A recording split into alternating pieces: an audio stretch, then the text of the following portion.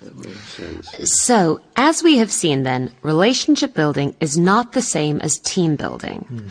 When we talk about relationship building, we're talking about a competency in which we cultivate relationships both inside and outside the workplace with individuals and groups. I'm going to sum up by suggesting practical ideas of how you can all develop your relationship building competency. Tips that you can easily incorporate into your day-to-day lives in such a way that they will eventually become a habit. I'm going to talk about informal relationships, but as we discussed earlier, the ideas can be transferred to a more formal environment. First, I'll talk about initiating new relationships, and then I'll mention a few ways that you can practice developing existing relationships. Let's start off with the obvious. Common sense is always a good starting point. The first thing we should all do is to practice simple courtesies. This might seem like common sense to some people, but in actual fact, you'd be surprised at how many people do neglect these things. Set yourself a goal to say good morning to 3 people you normally wouldn't. We should also try to get to know colleagues outside the office. Ask people what their interests are. If you share an interest in tennis, say, suggest a game. Plan an occasional social event with coworkers. It doesn't have to be anything complicated. A coffee together, or a picnic lunch, for example. Another thing you can do is to actually target somebody in your office, somebody you would like to know better. Make it your goal to talk to them. Small talk is fine.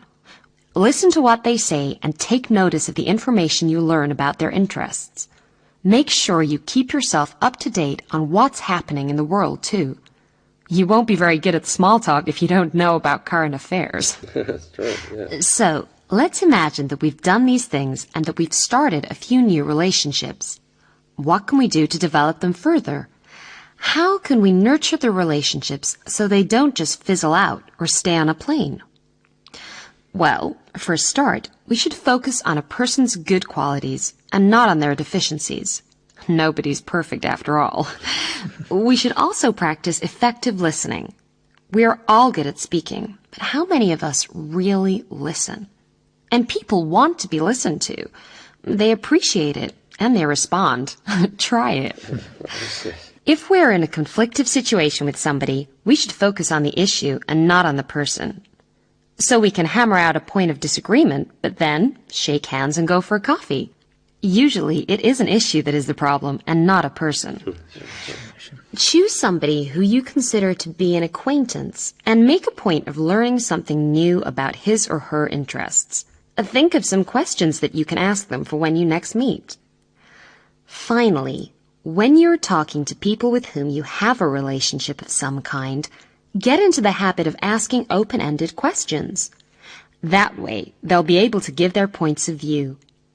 Sometimes people just need to have the chance to say what they think, and very often it doesn't happen. You could probably think of some examples.